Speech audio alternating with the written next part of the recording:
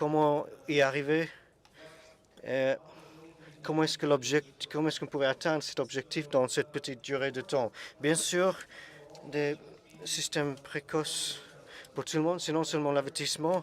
Vous connaissez les 4 piliers des éléments d'avertissement précoce. Il y a beaucoup de connaissances de risque, il y a beaucoup de surveillance, les observations derrière, l'analyse derrière, les prédictions. Le 3e pilier, c'est la communication, et la sensibilisation de l'information, de l'avertissement. C'est le 4e pilier qu'on oublie quelquefois. Il s'agit de capacité de réponse. D'ailleurs, nous avons un très bon panel et les experts ici qui sont ici sur scène, qui vont nous donner des aperçus de leurs institutions, un événement comment est-ce qu'ils contribuent envers cet objectif. Donc, je suis très fasciné et motivé d'inviter Mme Carol Shouchani Serchain, directeur du Centre arabe pour politique changement climatique avec l'ONU, Commission sociale et politique de l'Afrique et l'Asie. Si je peux vous inviter sur la scène. Et puis, je vais inviter M. Animesh Kumar, chef de bureau de Bonn de l'ONU pour réduction de risques désastres. Sur scène, s'il vous plaît. Prochainement, j'aimerais inviter Dr. Max Bogoder, Centre de mitigation contre sécheresse des États-Unis, Lincoln.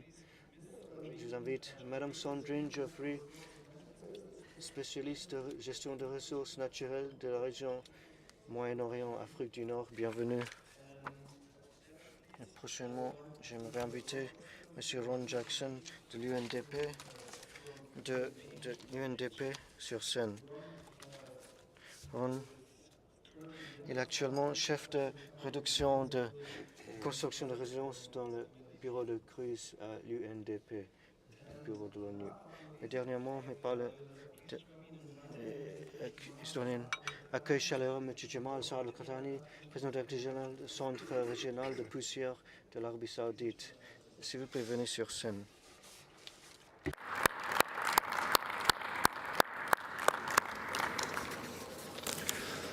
So, thanks a lot to all of you for coming for this event, and I would like to invite... Merci à chacun d'entre vous pour être ici pour cet événement. J'invite Carol pour ses remarques d'ouverture. Merci beaucoup.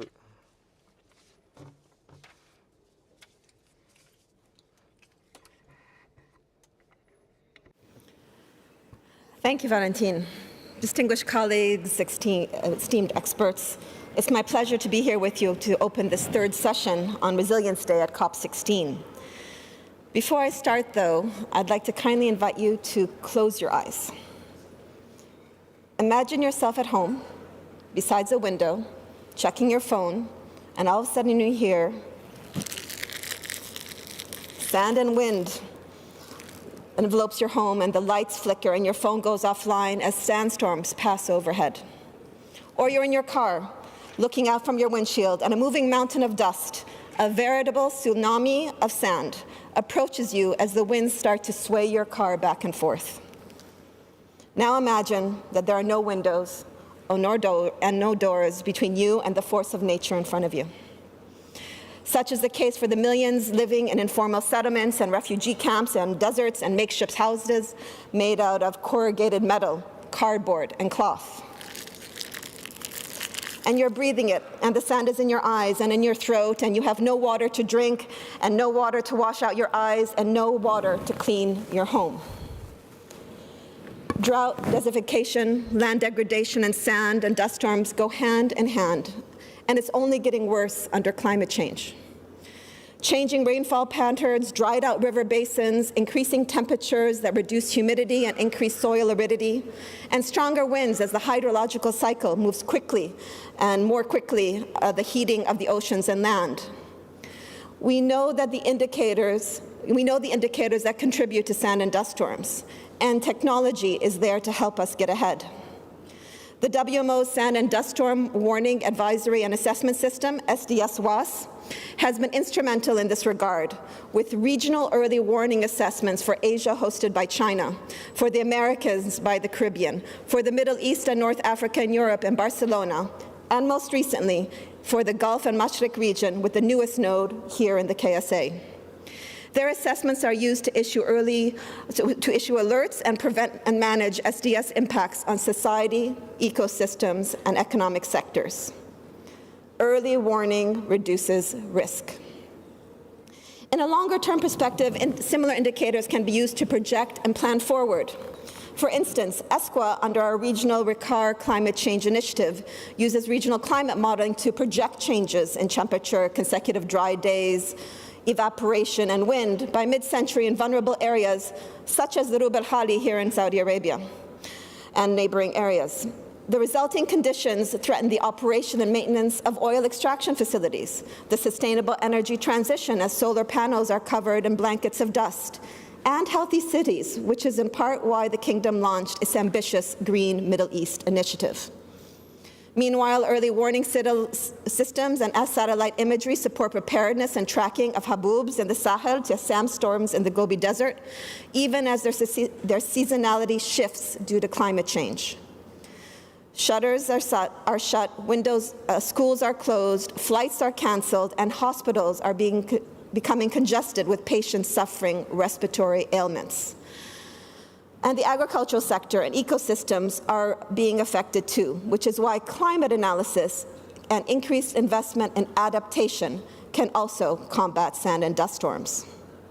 Indeed, this led the Egyptian presidency of the 2022 Climate COP to issue the Sharm el-Sheikh Adaptation Agenda, which brought early warning systems to the political fold by calling for early warning systems to reach 3 billion per people by 2025. And this initiative, which was largely driven by the Egyptian Ministry of Water and Irrigation, which recognized the impact of these hazards on water and land resources. This was the clarion call for the launch of the UN Secretary General's Early Warning for All initiative, supported by the WMO, the UNDRR, the Red Cross, and others, to enhance resilience of countries and communities alike. Ladies and gentlemen, addressing the challenges posed by sand and dust storms and drought requires a multi-sectoral approach that covers early warning to planning response measures to implementation.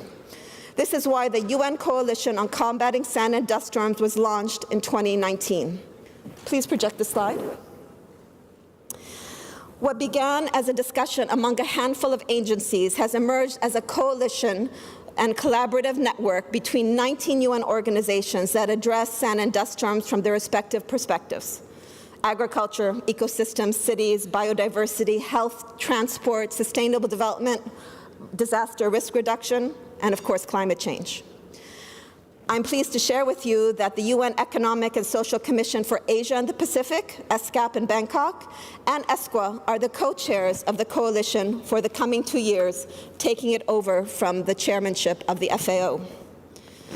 ESCAP and ESCWA are the perfect twinning of this task. ESCWA is implements this through its Asia and Pacific Center for the Development of Disaster Information Management, APDIM, while at ESCWA we work on sand and dust storms through our Arab Center for Climate Change Policies.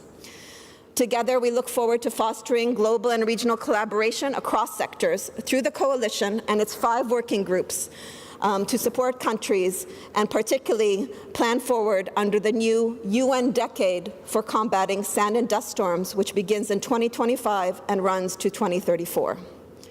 Indeed, our first task as the coalition chairs is to support the UN Secretary General to prepare a plan of action for the decade with our partners, which will include focus on resilience and early warning systems. Meanwhile, as UN regional commissions, ESCAP and ESCWA will launch a series of interregional dialogues in 2025, twinned with trainings organized with the SDS WAS centers to foster mutual understanding and action on SDS in the Mashriq and Central Asia with the support of the government of Sweden.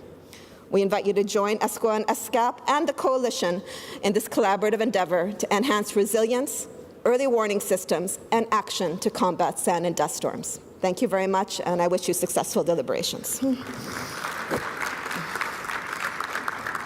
Thank you so much, Carol, for this multi-sensual experience and bringing us in the middle of a sand and dust storm. And I think it's great to see that the UN is really aligned behind this goal and that the coalition is ready to act. Next, I would like to invite Animesh Kumar to the stage to provide his keynotes, please.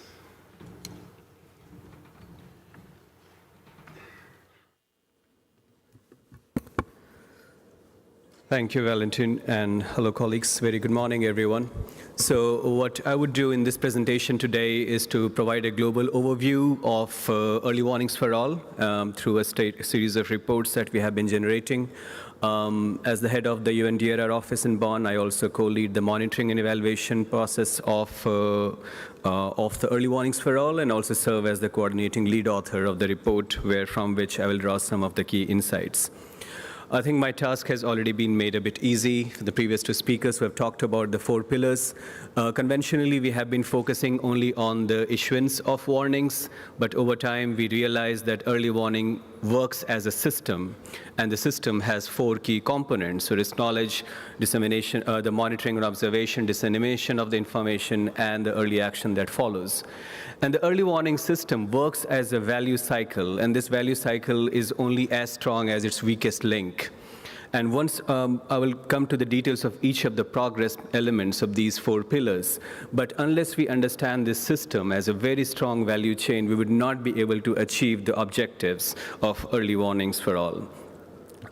As was mentioned earlier, we have 4 pillar leads on early warnings for all. UNDRR leads the pillar 1 on risk knowledge, WMO on pillar 2 on observation and monitoring, ITU on communication, and Red Cross on the pillar 4 on early action and response planning. But it's a big tent of different partner organizations that are coming together, some of which you see on the screen. We also have an advisory board that works as the governing mechanism for this for the system, for the early warnings for all. One of the flagship elements of early warnings for all is an annual global status report that we release. It has been consistently being done since 22, when the initiative itself was launched. The first report was in the global status of multi-hazard early warning system, launched on the International Day for Disaster Risk Reduction, and subsequently the last 2 years of reports have been launched at the respective COPs. I'll focus on the 2024 report. One of the key findings that we have been trying to put forward is in terms of the relation between early warning systems and the reduction of the impact on the populations. We have found that countries that have more comprehensive early warning systems tend to have 6 to 8 times lower mortality and 3 to 5 times lower affected population. And it goes on to show the efficacy in terms of the reduction of mortality and the economic human cost of disasters because of early warning systems. But then I talked about that we have turned the narrative from the glass being half empty to glass being half full. Countries are increasingly reporting on the progress. We have 55% of the countries now reporting to have an early warning system. But this is the gap areas that you would see are often in the LDCs and the landlocked developing countries. Out of the 108 countries that have reported, majority of them tend to be more in the developed parts of the world. You will see big gaps in Africa. You'll see big gaps in the small island developing states as well. One of the key challenges that we are seeing in terms of the early warnings for all is risk knowledge. If we don't know which hazards are present at the community level, we don't know which hazards to monitor. If we don't know which hazards to monitor, we don't know how to issue early warnings for and how to communicate. And if we don't know any of these, the populations don't know how to act based on that limited early warning. So the risk knowledge component of early warning often goes at the core of the entire system. And this is the pillar that lags behind all other pillars as of now in terms of the progress. We have seen for very specific hazards, for example, more recently when we studied the landslides in Papua New Guinea, we found that early warning systems perhaps wouldn't have worked. What would have worked is the knowledge of the risk of landslides in that specific area. We are also hampered by the secondary and tertiary impact of risk. We know that early warning systems are often geared towards tracking the primary impact of risk, but what about the secondary, what about the tertiary impacts? That's something which remains a gap. We are also very much hampered about the slow onset events like the land degradation, desertification, and so on, which both hampers the progress in resilience building on the one side, but often are also manifested through extreme events. And we are also hampered by limited risk knowledge in terms of sand and dust storm, for example, and very glad to see the coalition moving forward on this specific topic. On the flip side of it, we have also seen that where risk knowledge exists, early warning seems to be much more comprehensive in terms of issuing and alerting the populations to take action. On the second pillar on observation and forecasting capabilities, we found that just little over 1/3 of the countries have reported having good monitoring and forecasting systems, but there are big gaps in terms of observation and forecasting capabilities. What WMO defines it as the GBON, which is the compliance to observation capability. We have seen only 10% of the countries in the world have that observation capability, and unfortunately not a single LDC, not a single least developed country in the world has shown that they are compliant to the required level of observation capability. And that again severely hampers the efficacy of early warning systems. We have seen good progress in developing frameworks for anticipatory action. We have more than 100 anticipatory action frameworks in more than 50 countries as of now. Hundreds are also being developed as we speak. One of the key proxy indicators of success of early warning system is populations who are preemptively self-evacuated. In the last 7 to 8 years, around 2.1 billion people have been evacuated, which is, shows that it's actually working. 2/3 of them happen to be in Asia Pacific. But then we also have found that anticipatory action frameworks often tend to focus on single hazards. But the hazards work in a multi-hazard fashion, and they have systemic and cascading nature. That often hampers, again, the efficacy in terms of the early action plans. What we found at the end is that unless we approach early warning system from a governance point of view and not just a projectized point of view, we will not be able to achieve the desired objectives. For example, 95% of the countries that showed that they have good early warning system also had disaster risk reduction strategies. We found that countries which have more comprehensive DRR strategies tend to have more comprehensive early warning systems. And the countries that did not have comprehensive risk governance mechanisms often have skewed success in one or the other pillar. And by skewed success in one or the other pillar means it's a manifestation of projectization in one specific element of early warning system and not a systems approach to early warnings. At the local level in this specific report, we also found a very good correlation of 0.8 between the countries that have good local DRR strategies vis-a-vis local action plans to act on early warning systems. Again, that we found to be very interesting, that unless we have a risk governance approach to early warning, we will not be able to achieve the required success. Finally, we believe moving forward, we need to have good data in place to be able to inform early warning systems. We need the right technology in place to be able to scale up early warning systems, both at the regional to global, but also at the community level. We can't achieve this success alone. Collaboration, coordination is key to our success. The early warning value cycle, as I said, works as a value chain, and the weakest link often happens to be at the last mile. The last mile outreach continues to be a key Achilles heel for us as of now, and that is something we really want to incorporate and enhance using better community-based approaches. Our funding model also needs to be questioned. Often the funding modalities tend to focus more on the build cost and not on the fuel cost. We need better funding for the infrastructure, but we also need good funding to operationalize it in the longer term for the sustainability. The good news is that Early Warnings for All, as a global initiative, is indeed taking us forward in that direction, and the report already captures many of this. If you have better success stories or good practices, please reach out to us. Last year, we also launched a dashboard. So the report is the periodic stocktake of our progress, and the dashboard is volumes of data being there as a monitoring tool for Early Warnings for All. So feel free to explore and reach out to us in case you need any further information. Thank you very much. Animesh Kumar, thank you so much for this great insights into the mechanics of early warning for all, and also, going inside what's lacking, that we're not on track with the LDCs, and that this is really a multi-hazard approach, that we are not just focusing on floods and other events that are usually thought of first, but also about SDS and drought, as we're gathered here today to speak about. So now I would like to start the panel discussion. And my first question would be to Mr. Juman Saad Al-Qahtani on the SDS actually. So how does the work of the Jeddah Dust Regional Center on SDS contribute to the early warning systems and to this initiative that we've just heard for? Thank you very much. Actually, the center is part of the WMO Sand and Dust Storm regional centers, and Saudi Arabia actually has a very long history in issuing the early warning for the weather hazards, including sand and dust storm. And this is for obvious reason, because we are living in Saudi Arabia.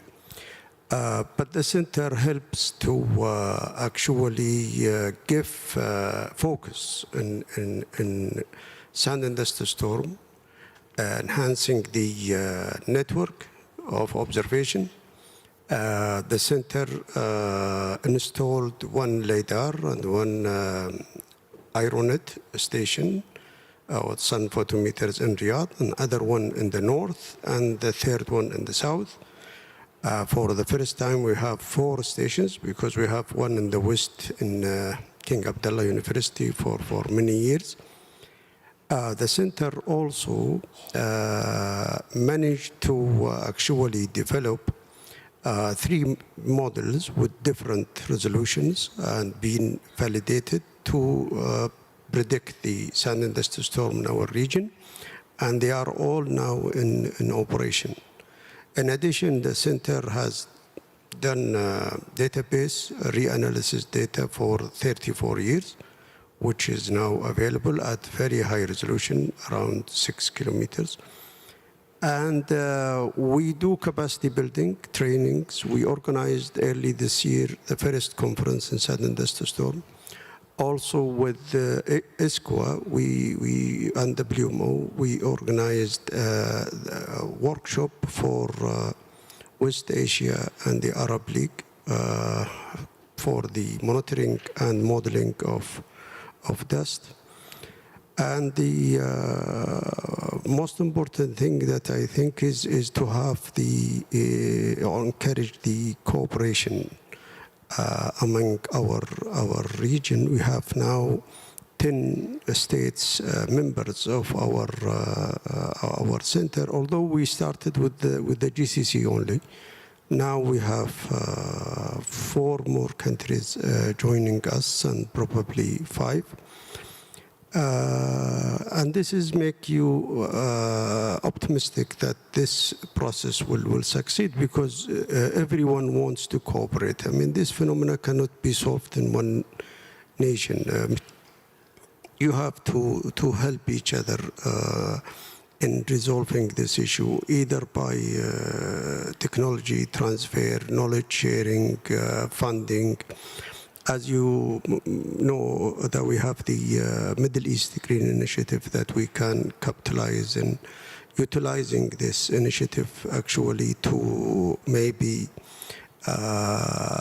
mitigate the sources of sand and dust storm. That's maybe an option that we can work all in it. And the center is giving guidance to the countries in the region in terms of monitoring and modeling. That is in brief. Thank you so much for this very, very nice overview. And yeah, let's give us a round of applause.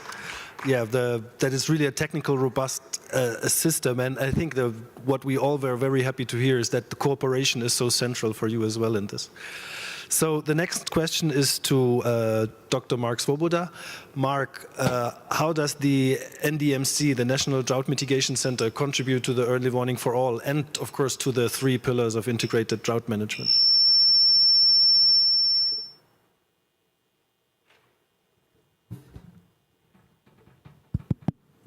Thank you. Thank you. Good afternoon. Yes.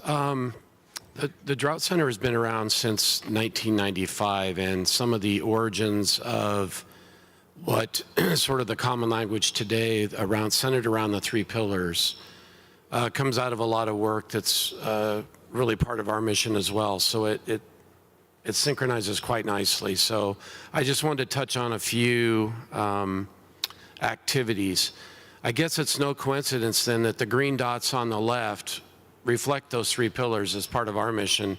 Our job as a boundary organization is to work with countries and entities and colleagues and students and scientists that either come to the Drought Center or we go and work in those countries, is to translate science, translate this to the public, translate this to the media, and to our colleagues as well. So our goal is to meet these different constituent audiences in the blue bubbles. And you can see here that our task is to distill this information and make it usable. Now, over the, and specifically in regard to activities around what we call Pillar 1, which is centered on drought early warning monitoring systems, we've spent a lot of time in this area over the years, working with countries to develop early warning systems that are tailored to the data that they have. This can include their own national networks or subnational networks. And for other countries that don't have robust networks or have missing gaps in their data record, we can use remotely sent satellite data to fill those gaps. And so the new wave of these products has been centered on using things like machine learning techniques and AI to combine different indicators of the hydrologic cycle into maps like what you see here. Each of these projects, and you know, we have a presence here from all these countries, really started back in the early 2000s. The first one in northeastern Brazil with a World Bank project that has now grown countrywide in Brazil, glad to say, over the last decade. Australia is a little bit more recent and a little bit more automated.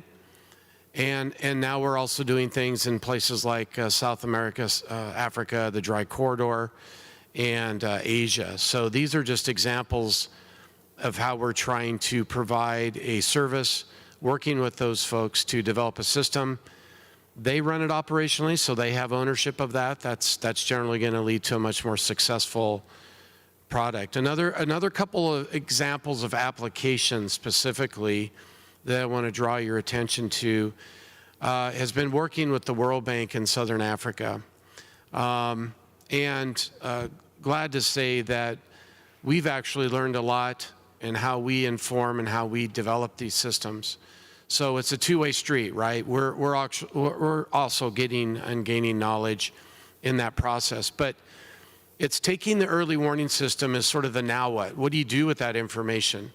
So you can have a really good drought plan on the books, and if you don't have a trigger to enact action in the plan, that's not going to really do you very good. And conversely, if you have a really good early warning system and no drought plan or multi-hazard plan, there's a disconnect. So really, we need all 3 pillars to work together. And so good examples of this, on the right there, the figure, working with folks in Zimbabwe, Eswatini, Botswana. You can see some of the applications that, how do they use the early warning? The example on the top is they're trying to get in the case there of Zimbabwe, how do we get this into operational capacity within the ministries? In the case study on the bottom right, in the circle in red there, is the case study in Eswatini, where emergency management is producing the product, and this is going out to an agricultural bulletin, an early warning bulletin, if you will, using the output from what is produced by the Emergency Management Agency of Eswatini to inform their constituents of the conditions on the ground, and also to use that network, more importantly, to use that network to validate the models, to validate the satellite data, to validate the combined drought indicator itself. I also want to touch on drought impacts. This has been a gap. We're trying to address that gap globally. This is important because it shows maybe where we can better direct our efforts to respond to drought, or ideally have mitigative actions that are directed at these areas in advance of drought. Impacts are the face of drought. It shows us where we're vulnerable. And this is again, a gap that we've been trying to work on over the years. One of the emerging technologies in this area has been using crowdsourcing sort of information off of smartphones, cell phones, to get information from the ground to validate our drought products. And so again, this works both ways as well. Where are they feeling the brunt of it? What sort of impacts are they feeling? And how does that line up? As you can see on this map, the reports in the circles, how does it line up with the drought areas underneath it there? That's the combined drought indicator. In this case, in the United States, a product we call the U.S. Drought Monitor. So they're able to go on their phone and their app and directly upload a photo, write in their observations. How bad is it? And we encourage them to do this all the time, not just during drought, so that we sort of have this baseline longitudinal database we can start building. Now, this week we just unveiled a prototype. We had a side session last night, working with our friends at UNCCD and the Observatory of the Sahara and Sahel, is developing what we're calling the Drought Impact Tracker. The African Drought Impact Tracker is the first sort of launch of trying to use sort of structured crowdsourcing again, based off their phones, tapping into various networks, not just the OSS network, but other regional networks within Africa or from those countries themselves that can be directly uploaded into that database in real time or near real time. So look for more details on this as we roll this out in the coming months, early next year. But we do have the system in place now and have a few sort of example data points in that database that we have just launched. And then I want to also touch here on planning, or the third pillar, which Valentin mentioned up front, gets into the mitigative actions and sort of response areas. We're trying to encourage here not just a response-only paradigm, but also a proactive paradigm. And what I've really seen over the last 30 years is when I first started in this area, most everything was centered at the national level, very top level. And what we've seen over the last, say, 20 years, 15 years in particular, is a shift down to really even individual level drought planning on larger farm operations or for municipalities or utilities, up to the community level, indigenous tribes, states, and even water basins. So this is a living process, right? But we're seeing the spectrum of planning isn't only contained at the national level or only top down, but rather at the very local level as well, which I think is very encouraging as we see those applications take place. And I think this is my last slide, or my next to last slide. The challenge, though, is getting across the finish line, and that is how do we take the science and put it into action? And, this all starts off typically, you see a lot of efforts that start off with good intentions and they just sort of die on the vine, right? They don't get taken across, they're not operationally maintained. Maybe there's not the resources or the capacity to do that. And it's really, again, taking that information and disseminating that information, making it usable, getting that trigger into a plan that can then be disseminated out to the media, out to the public, out to the producers, to make them aware of something like a combined drought indicator or a drought plan. And I guess that was my last slide. Thank you. Thank you very much, Mark. And I think good to show that this pillar one, the risk knowledge is nothing that's just straightforward a report and it's done, but it's really where we need to engage, like you do with the drought tracker, the population as well to understand the full vulnerability. Next, I would like to ask you, Sandrine, how the World Bank is contributing to the early warning through your work on SDS and drought and the sustainable land management through early warning systems. Thank you very much. So good afternoon, everyone. So yeah, indeed, it's a great opportunity to link all the action taken by the World Bank with country and all the efforts put together. Of course, to ensure that early warning systems are reliable and efficient, but also to prevent all the risk that the countries are facing. And this would be possible, through sustainable land management and a nature-based solution to increase, the resilience of both ecosystems and population and prevent the climate-related risk, such as drought and so on. So, as mentioned, mitigating the climate-related risk aims to increase the resilience to ensure that we all live in a livable planet. It was reminded today many times, and in particular by our global director, Valerie Icky, because for the World Bank, as you might know, of course, the rationale is threefold. It's economic, of course, because we need to improve the livelihoods for the people and create jobs and economic opportunities.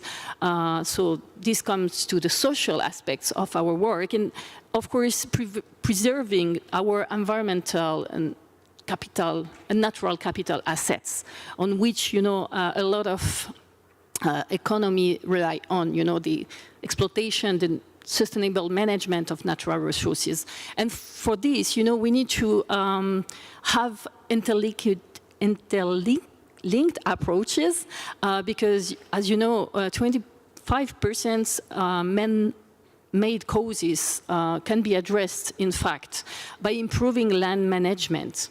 This is the first.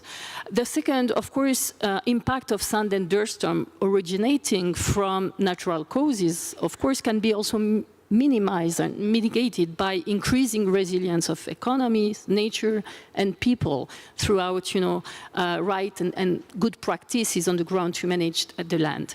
And finally, the impact of climate-related risks such as drought, of course, but also wildfire related to drought and the increasing drought in the region in particularly, can be mitigated thanks to, of course, early warning, forecasting, and all the prediction tools that we can use. And you have demonstrated a lot in the work that we are also doing together.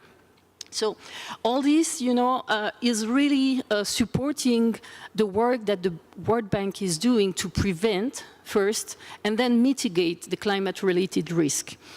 So here, and it's just a few, of course, example of what the bank is doing to help the countries to face all this issue of land degradation, conservation of biodiversity, and of course, adaptation and mitigation of climate change. So related to your point, it's a good transition. We work to issue drought bulletins on a quarterly basis at global and regional level to monitor and help the countries to have the right information at the right time to get ahead of the droughts before they become a crisis. And you have shown some example in Brazil and Southern Africa. We also support, and we have heard about it in Niger or Mali this morning, we also support the development of large-scale integrated landscape management. Here, another example is in Tunisia, where investment in key landscapes such as forest, rangelands, and oases help to mitigate sand and dust storm emission and increase, of course, the resilience of both ecosystem and population at risk, including developing, sustainable value chains using natural resources products such as non-timber food forest products. And also, we support the development of early warning system for air quality in Egypt, which is a key aspect to enhance preparedness and resilience to SDS and manage air pollution in Egypt through our Great Cairo project, which is a $200 million project. Moreover, on wildfire, we are supporting Lebanon through a new project, community-based wildfire risk management in vulnerable landscape. And here, I would like to emphasize an aspect of the early warning system. You talked about, how the people could be informed, but it is also important on how the people on the ground, the population, can help doing and ensuring the early warning system. And in Lebanon, for instance, they really set up a kind of social networks to fire risk early warning system. So it's super important to have, both sides, and all stakeholders can contribute to an early warning system. It's not only about technological tool and forecasting, modeling, and so on, but also it can be useful to rely on all the stakeholders on the ground to make it happen. And finally, you can see an example here of afforestation in the Aral seabed in Central Asia, which really help through planting native drought and salt-resistant trees, shrubs, and grasses to reduce, in fact, the number of SDS events in this area. So here it's just a few of the examples on how the bank helped the countries to mitigate sand and dust storm and drought. But also I would like, again, to emphasize the need for preventing all these events before they happen through sustainable land management, sustainable forest management, nature-based solution as a whole. Thank you very much. Thank you so much, Sandrine. Yeah, I think it's very important to really understand that it's all about long-term resilience, and early warning systems are one component of that, of course. Thanks a lot. So, Ron, last for this round, I would like to ask you how UNDP is contributing to the early warning for all and what you are doing in this regard.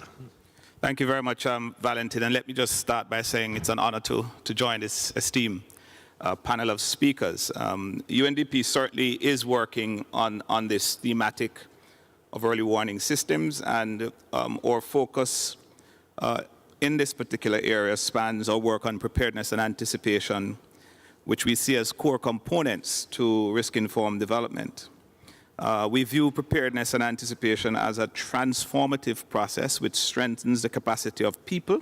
As you would have heard, people are really at the center of this, communities and institutions, to both respond and to recover from these challenges.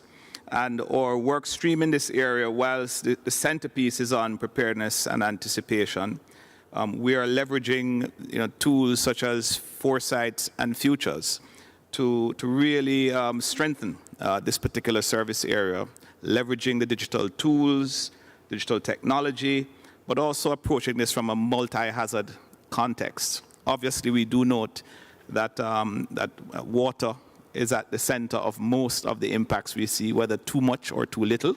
Hence, we're talking about drought and sand and dust storm. But we're also making sure that it is cross-cutting, looking at issues around disability, inclusion, and the gender elements as well. Over the last decade, we've been on the ground really investing to improve our early warning services in 90 countries. And if we go back to 2008, UNDP has mobilized and invested somewhere in the region of $2 billion to support initiatives for early warning and preparedness, enhancing the evidence base. So we really believe in the sort of strengthening decision intelligence to be able to effectively save lives. These investments are also directly supporting drought-related early warning systems. Again, just to remind, we see these as entry points because we do take a multi-hazard approach, and many of these investments in areas such as risk governance, preparedness are leveraged for different types of hazard issues. For us, we ensure that there are 5 key principles that we promote as we push forward on multi-hazard early warning systems. 1, locally led action. We believe effective hazard early warning and preparedness activities should prioritize meaningful community engagement to strengthen local cohesion throughout the entire process. The second principle, inclusive engagement, understanding the local context, historical intricacies, social dynamics, and political complexities, something that is often forgotten when we program the political economy, which is certainly fundamental when we're looking at early warning systems. We all struggle with it within organization and across organization, and one of the things we've worked very hard at within UNDP is to work beyond the silos. So one of the things we do benefit from as we think about the 4 pillars of people-centered early warning is leveraging the sort of internal UNDP economy, of different service lines to really apply to this particular process. Still not perfect, we're getting better, if I might be candid. And I think we're also looking at how we also work across institutions better in delivering these particular services. It must be comprehensive and data must be accessible. And you've heard certainly from some of the speakers the importance of getting timely data and meaningful data to the people that matter, data that is disaggregated, particularly when we look at the issues around disability inclusion, age, socioeconomic status as well. And we believe that it must be backed by robust policies and sustainable financing. Right? One of the things we need to really examine is that, and Animesh said this, there is a value chain, I call them early warning ecosystems at national level, which is financed. And we need to understand that particular financing system and ensure that we can unblock some of the barriers there. From our approach to boost organizational effectiveness related to early warning systems and preparedness, we have done 2 things. We've launched a preparedness toolkit, and we have commenced the development of a corporate drought resilience strategy. In terms of the toolkit, it is an interactive platform that is geared towards supporting countries to enhance their institutional, strategic, and operational capabilities for preparedness and anticipation. We've also made it digital, so it's accessible, and also, in multiple languages. For this strategy, we have taken several steps in the course of the last year towards developing a UNDP corporate strategy, bringing, again, as I said, the UNDP ecosystem together to really deliver on our support in this particular area. And it included research on some of the systemic drivers of drought risk in the Horn of Africa as a backdrop to better understand what are some of the root cause and drivers and where are the acupuncture points that we need to pinpoint as we move forward with this strategy. A core principle of this strategy is the integration of a systems approach to achieve a more holistic understanding of this complexity and the interconnected factors at play. It aims to address root causes and systemic drivers, but also look at the multidimensional risk issues through an integrated, future-oriented approach. Importantly, the strategy strives to combine the elements of several key global policy frameworks, and one of them is the UNCCD framework, certainly the Paris Agreement, the Sendai framework, the Biodiversity Convention, in order to ensure that we are overcoming some of these silos. We note that all of these are intricately linked, and the strategy is really trying to understand these elements and to put them together. So far, the insights gained have been instrumental in shaping 5 preliminary work streams on our drought resilience strategy. One is on drought monitoring and early warning systems and preparedness, and looking at the anticipatory actions around this. And just to note, the 4 others are on multidimensional drought impact and vulnerability assessment, systems transformation through integrated drought risk governance, comprehensive drought resilience building to reduce existing and future drought risk, and lastly, the work stream on policy, advocacy, and partnerships. A classic example of our work in early warning systems and preparedness would be in Georgia, where flood hazard preparedness is being transformed by early warning systems. Dating back to 2012, after years of devastating floods, we partnered with the government, agencies, and local communities to establish a flood management and forecasting system, and utilizing real-time data streams from a number of meteorological stations. The system, developed in the Rioni River Basin from 2012 to 2017, paved the way for its expansion to 11 other basins across Georgia. And starting in 2019, beyond just flooding, the current system includes a comprehensive database on mud flows, avalanche, landslides, droughts, hails, and strong winds, which allows officials to anticipate these hazards and to deploy the sort of comprehensive plans and strategies to respond to them.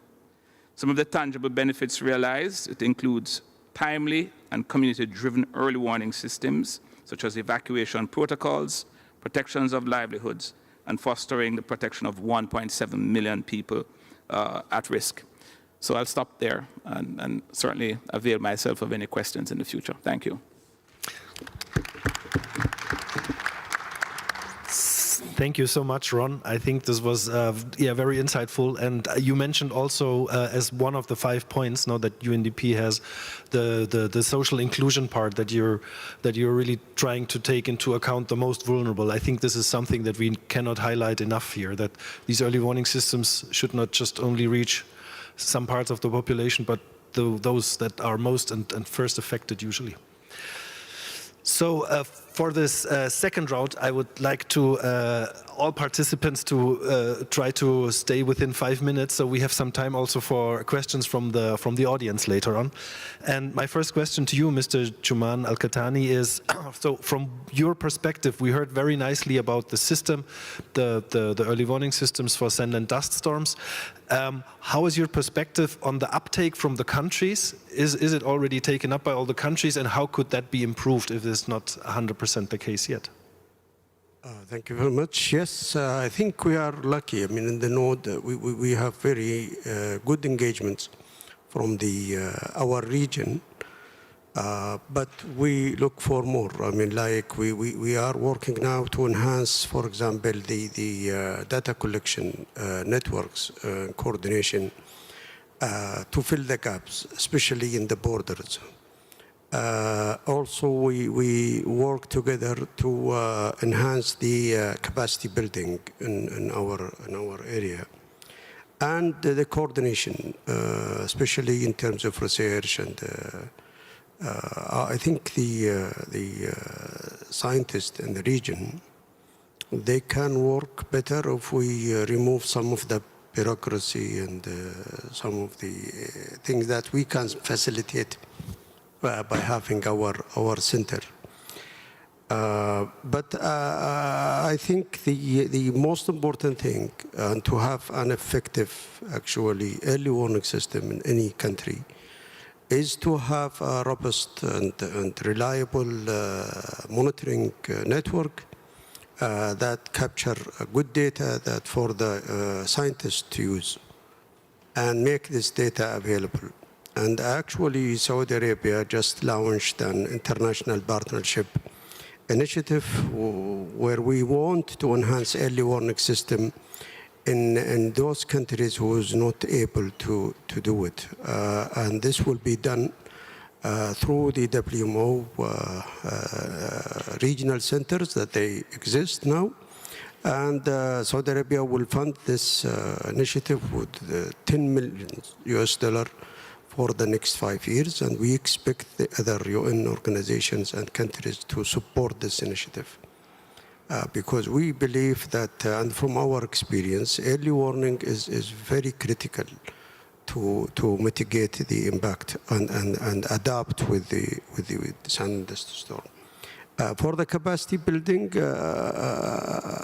I think early warnings are available, but translating the language that we put to normal people, to ordinary people, to understand it is very critical.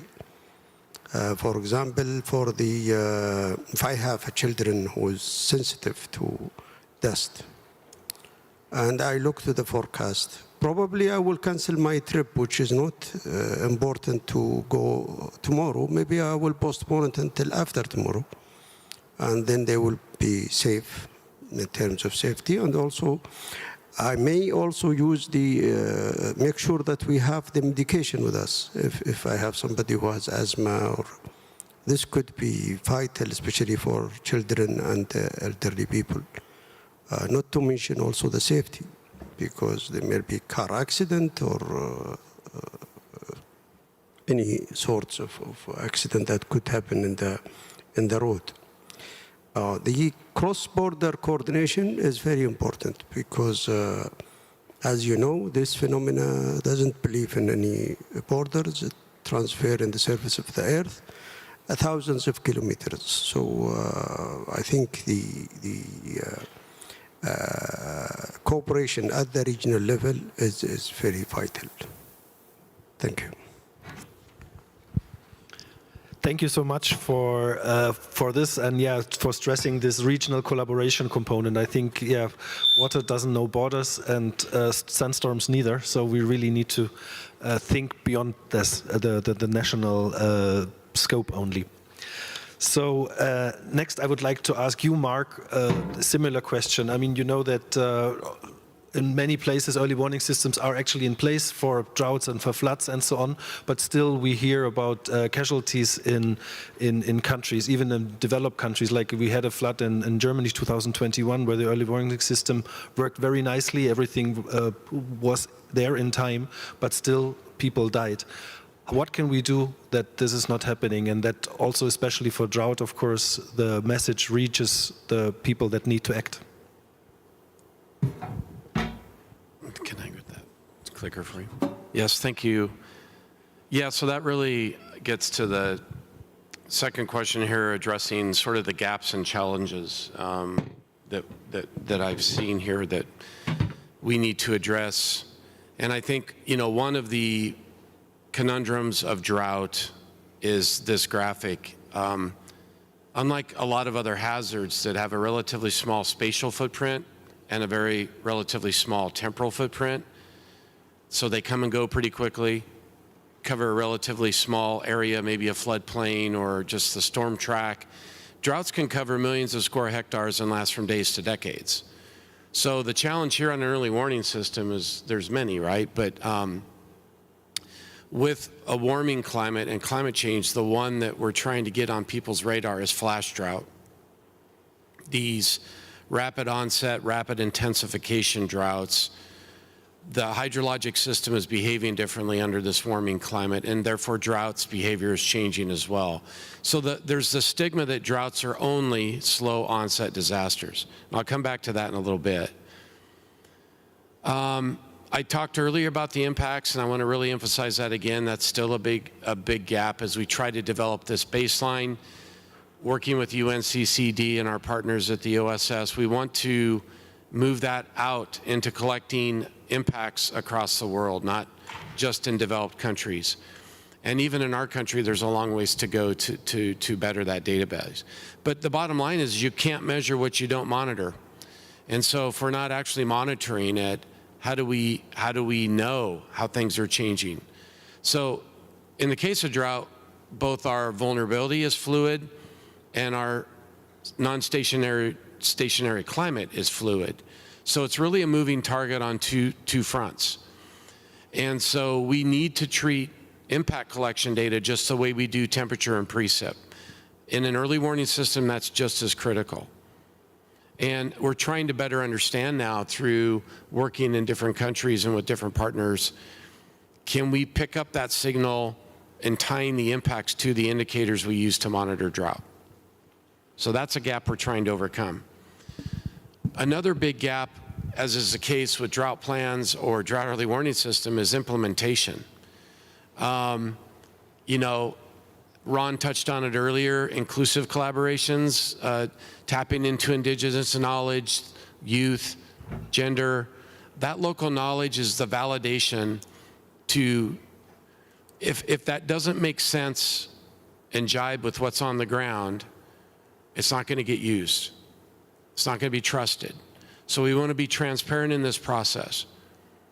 Other emerging areas, health. We've already heard a lot about that, I think, this week. But in the more recent period, the effects of drought and health, and not just to people, but our ecosystems, is one that we're starting to better measure and try to understand.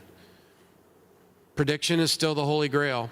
We're trying to always improve drought prediction and forecast at all scales, from subseasonal to seasonal to even multi-year sort of drought events.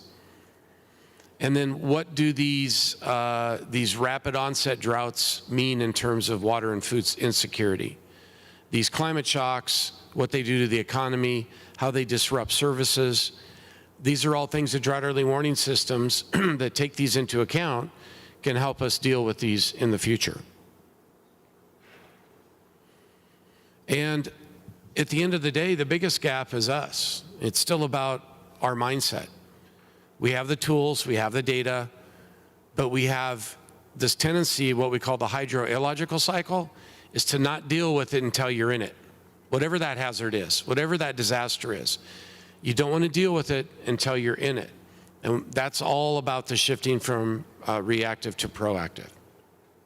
Thank you. Thanks a lot, Mark.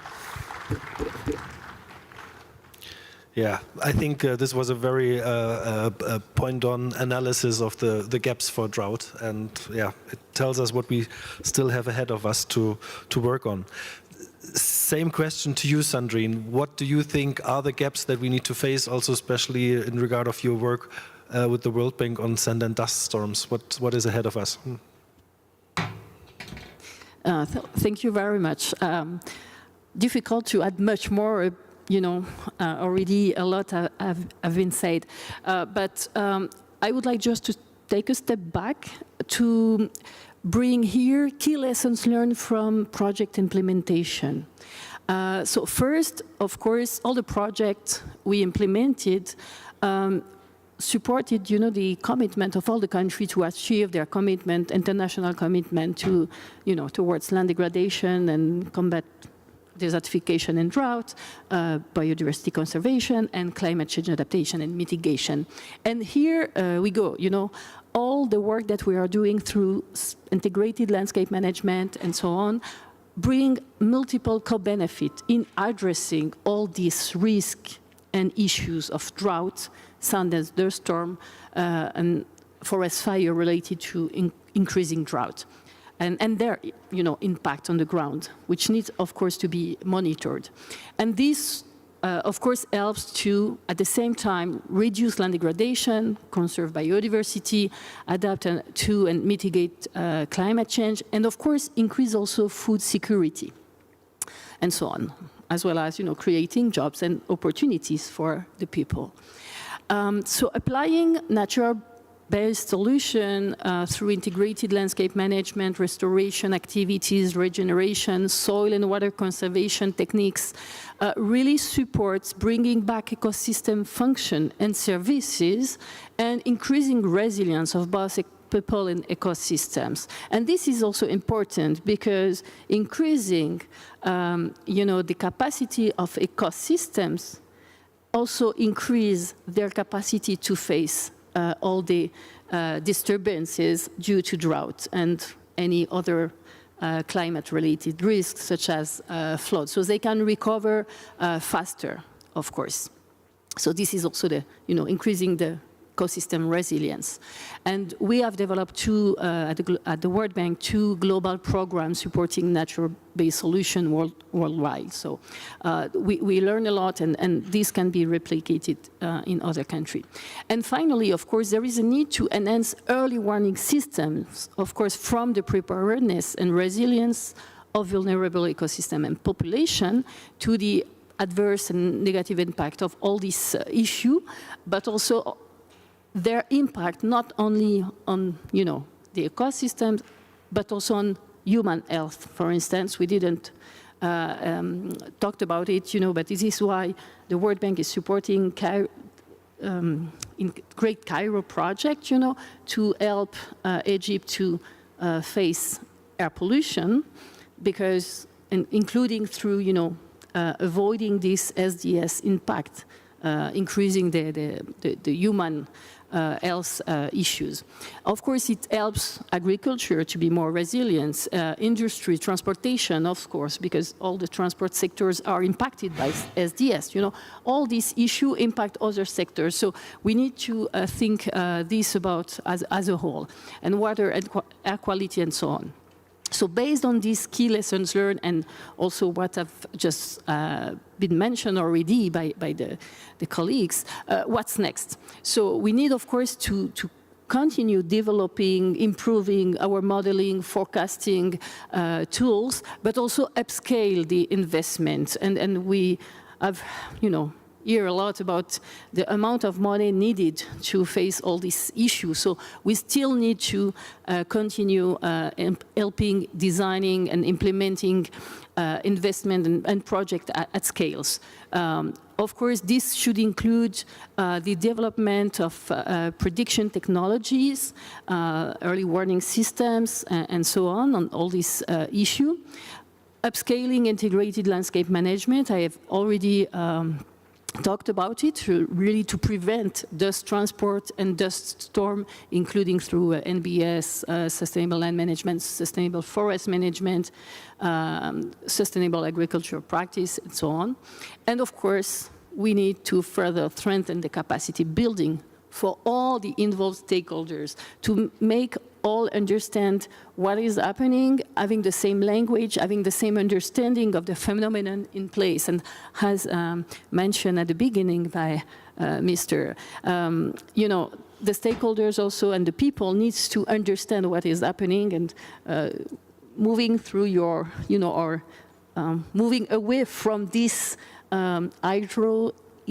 illogical mindset, you know, through right languages communicated to the different type of audiences, you know, making the scientific, science evidence-based available for decision maker, but also for the people, you know, local stakeholders and communities at the ground level.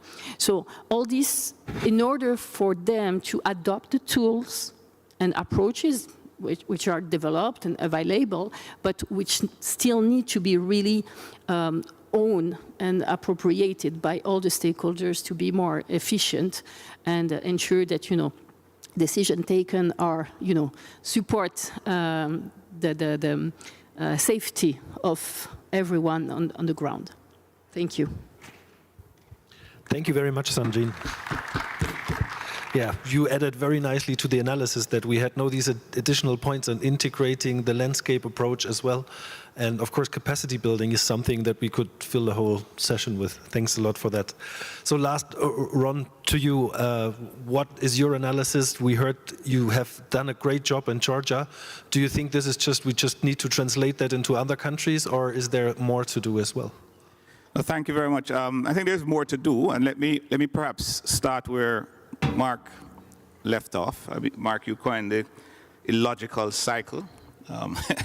I quite like that. But I think there is a need for greater efficiency in investing in root cause and drivers, and certainly building and strengthening the institutional systems to respond to reduce the scale and scope of these issues, right? The impact on people. I think, yes, it's important that we invest in the early warning systems, but we need to see, I think a big gap is investing to reduce the scale and scope. We can't prevent the event, but we can minimize the extent of it. So that's one of the gaps. It has to, you know, accompany our investment in early warning systems across all of these hazards, drought and sandstorms being one of them.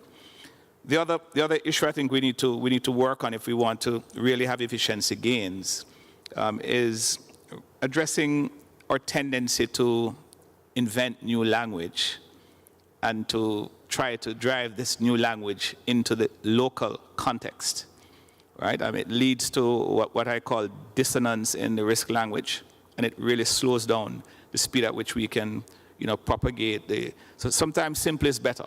You know, we spend a lot of time, and I can tell you that story because I worked at a national level, leading a national government infrastructure and regionally, and I met this conversation around anticipatory action, which started in the UN system.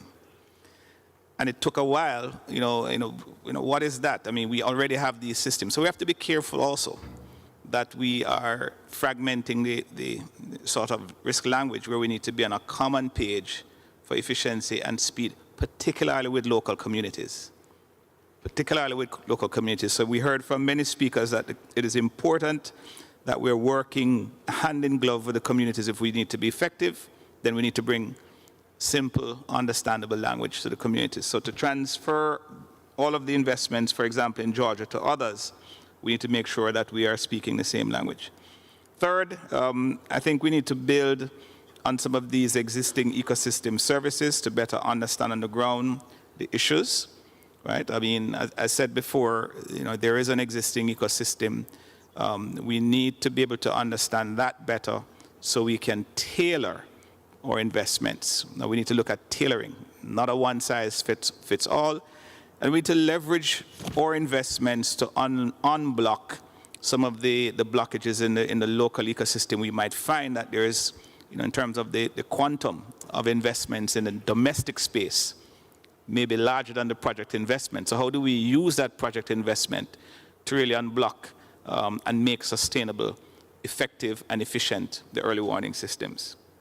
So I'm trying to do 7 in 5 minutes. Let me jump to the next one. I think we need to also link up various siloed early warning systems, monitoring, forecasting, data collection, and strengthen interinstitutional cooperation across meteorology, hydrology, climate, and agriculture through joint mechanisms. It is being done, but we need to pick the pace up on that. Again, for impact at scale, for efficiency, and we also need to look also the local level, national level, but also in the global space. How do we ensure that there is coherence across all of these different spaces so we can get the real scale of impact? And of course, early warning systems on the ground. There are many, many studies done. Investment in early warning systems is not new. We can go back to the 90s. There are a lot of studies that have been produced that point to where gaps are. It is on the ground, it is on the last mile. Yes, we need to invest in infrastructure, but we need to also strengthen the infrastructure to be able to take the warning and make something of it. When I was young in the business, there was a term alert, which was what the Met Services did. And real warning happened when you close the loop, meaning when people were able to take that information and do something concrete with it. Today we're 30 years on, maybe more, and we're still saying there are challenges. So it means we need to maybe target a little bit more at the local level. And then, of course, engaging, at the risk of repeating, engaging the affected population proactively in the monitoring and forecasting. Leadership looks different as we traverse from global to national to community, right? We need to be able to shift. We can lead from a supporting context. We need to be able to shift our focus there. So I'll offer those quick reflections to how we might be able to move from Georgia and scale up and replicate by addressing some of these issues. Thank you very much. Thanks a lot, Ron. And I think what resonates with everybody here is the lack of investment or the need for more investment. And of course, it's a tailored system. It's nothing that we can just copy-paste to another country. So, and thanks to all of you for these great answers, and thank you very much for really staying in time. So we really have time now for, I think, the most exciting part. So I would like now the audience to share your questions or your comments on what we've just heard. It would be nice if you could shortly introduce yourself before you pose your question or state your comment, and say to whom your question is addressed. Who crashes the ice? Yes, please.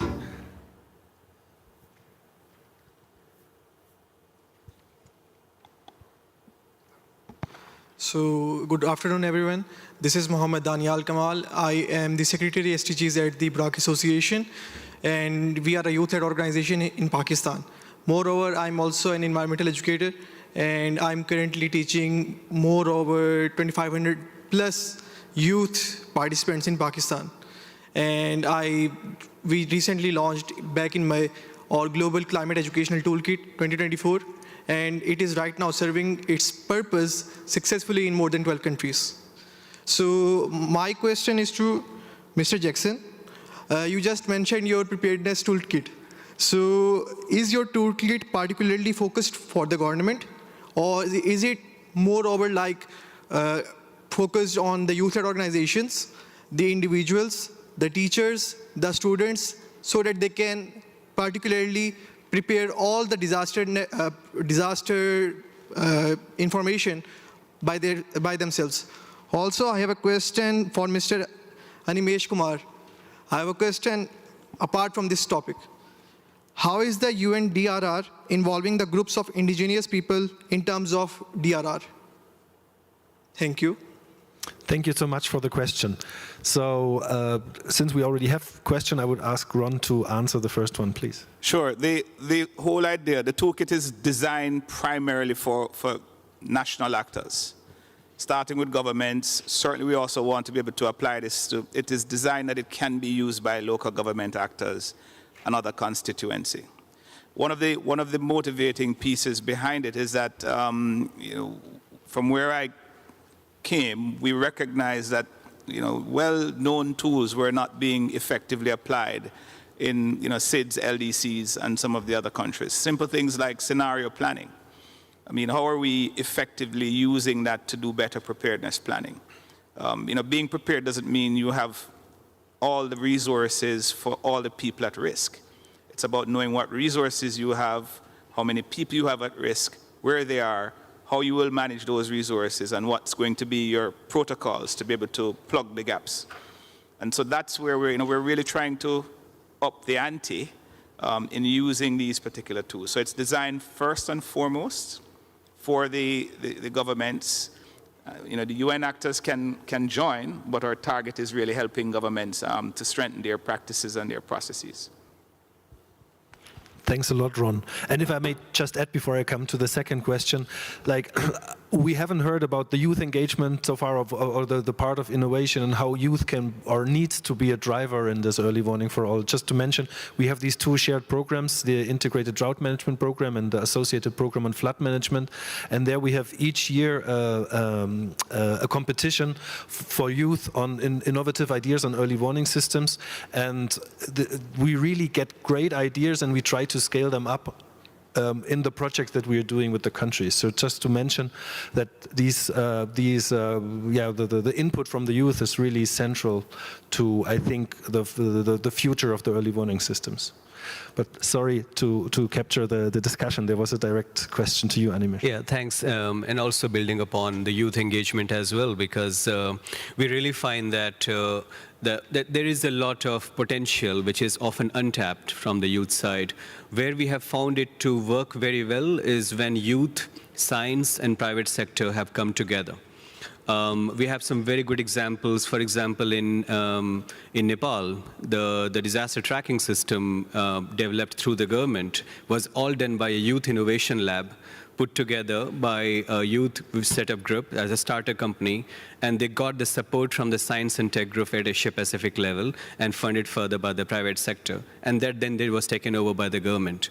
So it's a good example, and there are some other examples as well, including Pakistan and Indonesia, through the U-Inspire group of young people who are working doing some very good work. Now, coming back to the indigenous populations, 3 levels of engagement. One, in the context of knowledge.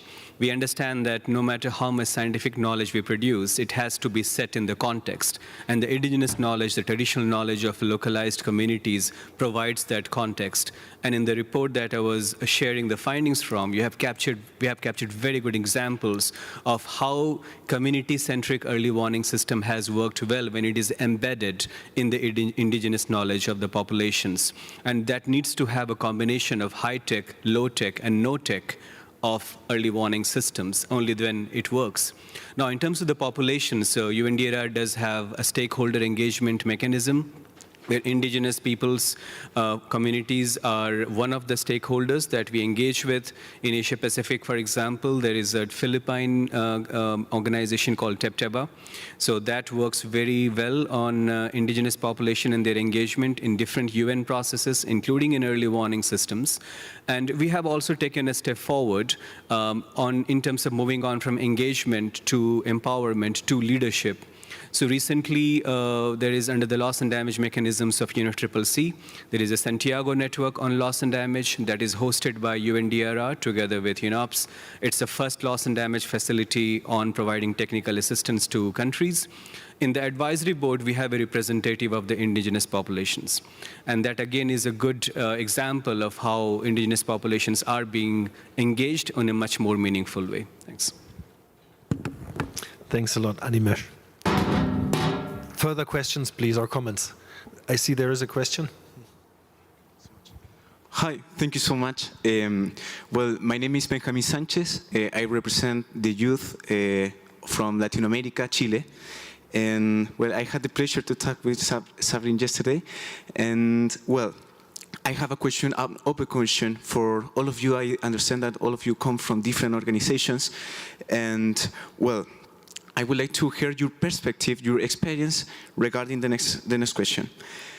How you, as different groups or organizations leaders, can manage the fact that young academic sectors, they talk about ideas of innovation, which we understand they are really are ideas. For example, in Google, the ideas are assets.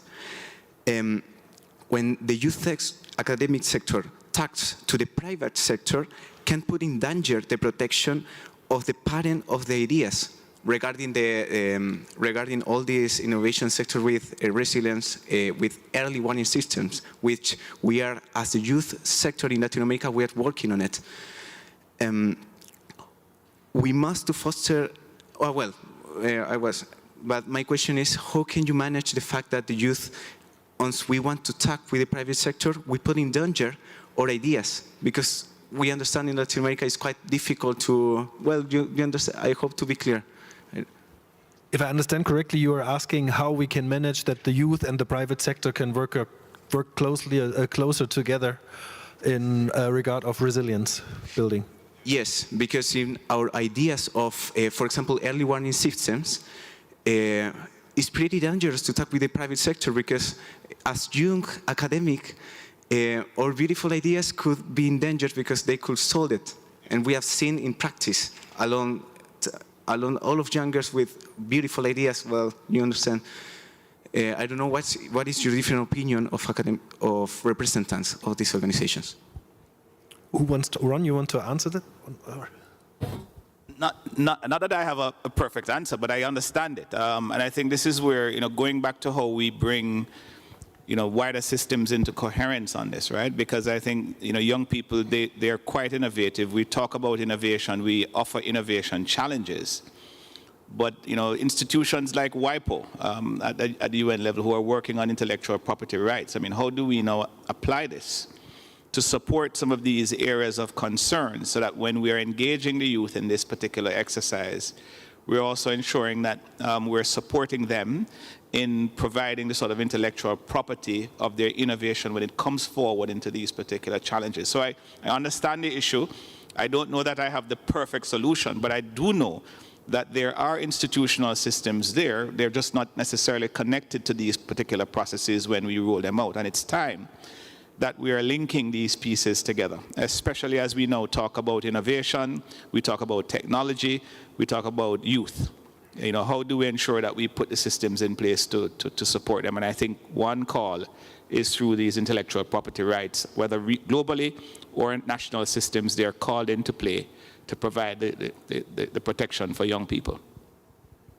Thanks a lot for the question and the answer. This is an aspect at least I haven't thought of, and this is of course important also if we go ahead with our challenge. I see a question there, please.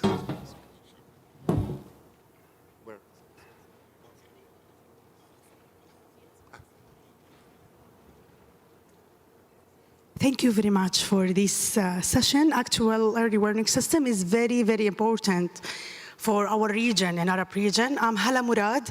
I'm from Jordan. Actually, I'm a representative of Arab Network for Environment and Development, and I have an organization based on Jordan called the Bean Association for Environmental Development. If allow me to have my question in Arabic, that will be pleasure. It's not, I can use my simple language. Just give us a minute. Yeah, no. 2 seconds. Take your time, please.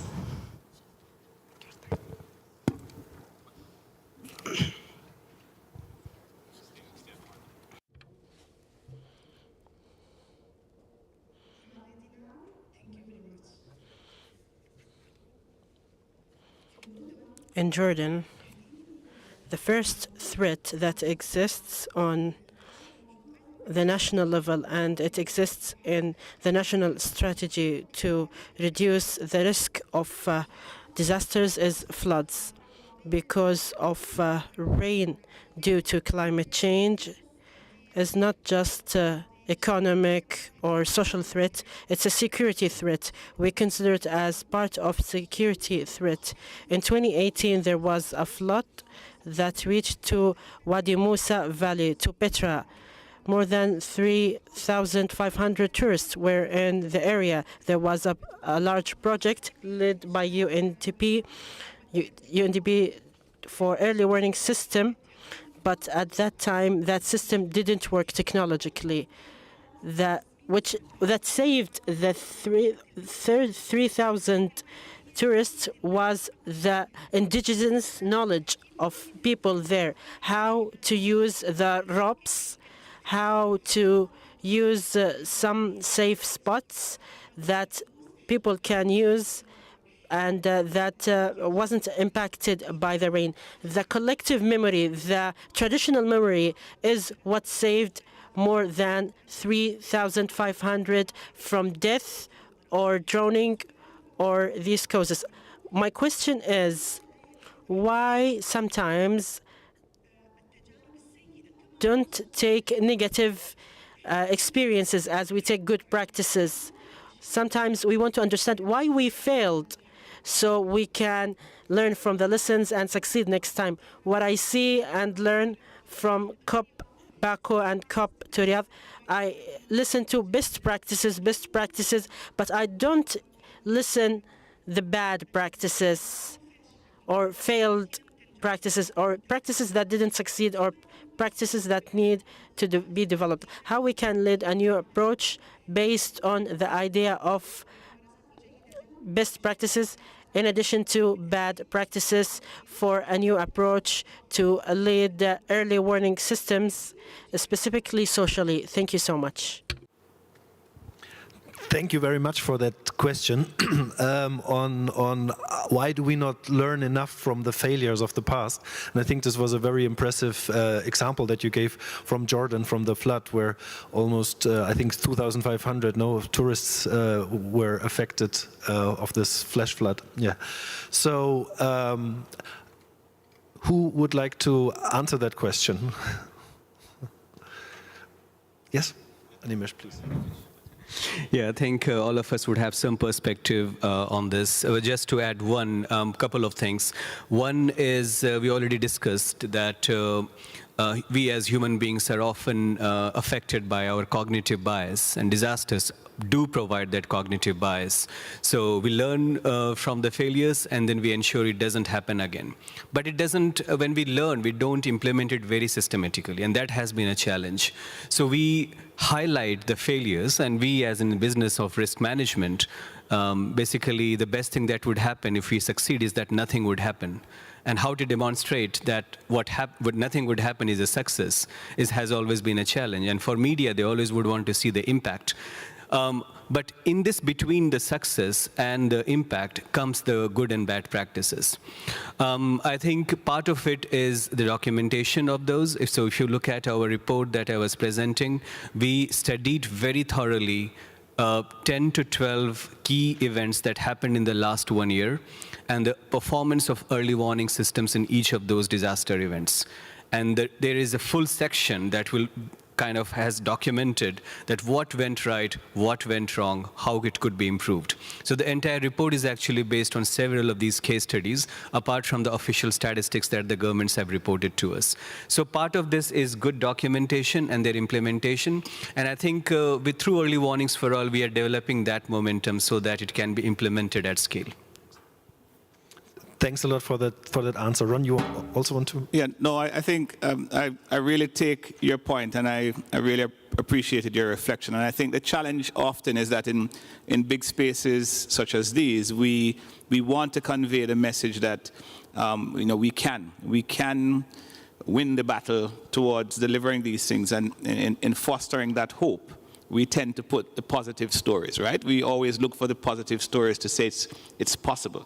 But like Animesh says, there are spaces where we do have the opportunity to do the kinds of forensics that informs what we do differently. Oftentimes those spaces aren't going to be in the large halls. The large halls is where we talk about the success stories that encourage more investments. But I think in those spaces, there must be the humility to also hear from the community and the constituents around, where we invested, where it didn't go so well, and what we can do differently. And my last point is, all the colleagues on the panel will tell you that indigenous knowledge is part of the foundation of a good people-centered early warning system, because technology can fail. In my country, we invested not just in the technology, but in the local communities who were serving as local divers, who use things like the cover of their pots to issue warning to the communities, who read the staff gauges, which were not technological. So we do invest in indigenous knowledge, and it must be a part and parcel of the infrastructure, because technology can fail. Thanks a lot, Ron. Carol first, and then Sandrine. Thank you for the question. And I think I'd like to highlight that it's not only success stories, but we do use lessons learned. And one of the lessons that we've been learning, I think, as the climate agenda has been gaining momentum over the last couple of years, is that we look sometimes at DRR differently from climate. And this can create divisions in the way we plan forward. Short-term forecasts and the traditional way of looking at disasters have been looking at the past to plan forward. So the trends, the frequency based on observations. But as mentioned, the climate has changed the way that we operate. Floods, sandstorms, it's a new normal. We can't use the past to say what was happening in the future. So finding those bridges between communities, finding the bridges between short-term and longer-term, looking at disaster risk reduction as well as adaptation and investment in climate resilience to reduce vulnerability, that's also lessons learned that we're finding benefits from to match those methodologies to better access and understand what is happening on the ground from Jordan, from Gaza, from Oman, from here in Jeddah. There were flash floods happening that affected thousands of people. This is a new normal that's happening, and we have to then not only use local knowledge, but new tools and intersections across sectors to make that work. Thanks a lot, Carol, for reminding us that we have a moving target, actually. It's getting worse and worse. And I would even go a step further. It's not the new normal. We are in the middle of the process. It's getting worse and worse. Sandrine, please. Yeah, just to add, for instance, at the World Bank, when we complete a project, at the end of the project, as part of the project cycle, we always issue an implementation and completion report where, we are bringing all the lessons learned from what works well and what not. And this is, of course, important to look at all this experience and return on experiences. And for sure, everything cannot go always well. And for sure, you have failure, and they are mentioned in this kind of report, for instance. But of course, I would like to say we have kind of communication bias. When we communicate, we showcase mainly the best practices, what should be done or, upscale, and because it's also based on what we learn, which didn't work. So we can see only what works, but it's because it is also based on what didn't. Thank you. Yeah, thanks, Sandrine. Yeah, you're right. I mean, we cannot break out of the hydrological cycle if we don't learn from our failures. Mr. Juman Al-Kattani, please. Yes, if you allow me, I will speak in Arabic. I think that early warning system is a system. It's not just a warning from meteorology organization, but there are some authorities, and it is the task is given to the authority. For example, in Saudi Arabia, civil defense is the organization in charge of dealing with handling risks. So response is handled by civil defense. And based on the expected risk, the decision or the measure is taken. So as I said, we shouldn't depend on one system. Especially electronic systems may not respond properly in timely manner. So even Ministry of Tourism should be involved. Ministry of Transportation, Ministry of Health, Ministry of Education. So if we have a warning from meteorology organization, all these entities should monitor the situation closely and take the decision and the measure properly and should be ready. The learned lessons. Once there is an incident, they should hold meeting to study the situation, and so they can respond better in the future, to take the good practices and learn from failures. Is indeed key. So I fear we're coming to the end of this session. And I mean, I think we heard an incredible wealth of experience and wisdom in regard of early warning systems, and also how early warning systems are placed in a broader in the broader resilience landscape. And I wouldn't do it I think, to try to summarize everything in 5 minutes. That's of course not possible. Perhaps I'll try to highlight some of the key things that resonated with me, and I think also with a lot of the audience. So we have heard that for early warning systems, especially for the least developed countries, we are not there. So I think this is a strong call for action. I mean, these are the countries and the peoples that need most of the attention. Then the multi-hazard approach was mentioned, I think, by all of our panelists. So we should not just focus on floods, because this is where the media attention is, but we really need to take into account droughts and the slow onset events and sand and dust storms as well. When we talk about early warning systems with somebody, we would really need to make sure that they understand that this is not just the warning and then it's done on some web page, but it really has these 4 pillar aspects of the early warning systems. And it starts about the risk knowledge management, and we have very nicely seen that this is the least developed. And it ends really with the capacity of all stakeholders, including the population, how to act correctly or respond correctly to that warning. We have heard that we have to see the early warning systems in this broader approach on the resilience, and this includes also land management and the ecosystem health, who help us to increase the resilience. We heard regional collaboration from all of you. We have heard a lot about indigenous knowledge, and that we need to target also the messages in the languages of the people, that they understand what to do. Timescales play a huge role. The social inclusion is important, that we really include the most vulnerable. Capacity building across all the pillars and all the components that we have heard. The investments are I think one of the keys to all of these problems that you have analyzed and come up with, and the gaps to solve this. So with this, I would like to thank you very much, and I'll invite the audience to please give a hand to this great panel. Yeah, thank you very much. And now I would like to announce that there is now a 30-minute break, and the next session will, I think, reconvene at 2 p.m. Thank you very much for staying here and for your engagement and for the questions.